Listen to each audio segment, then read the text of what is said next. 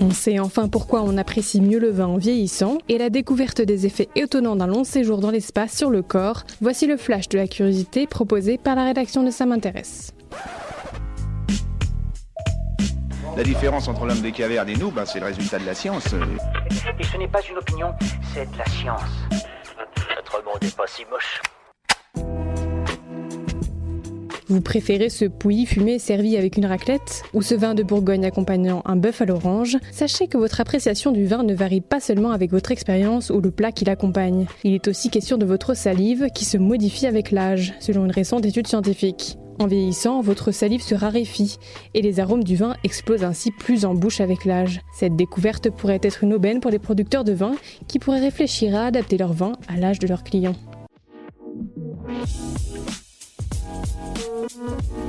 Super, j'adore. Alors écoute-moi bien, je vais essayer d'être clair avec toi. Ouais, génial.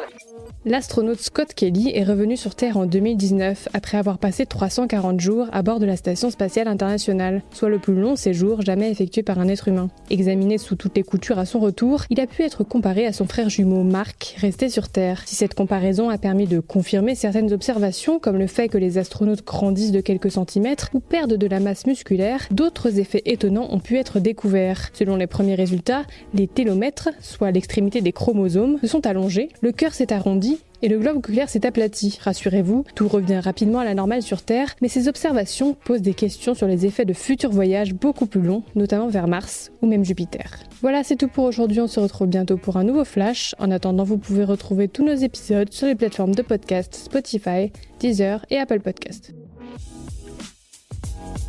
Voilà. Il ne reste plus qu'à vous remercier de votre attention. Au revoir.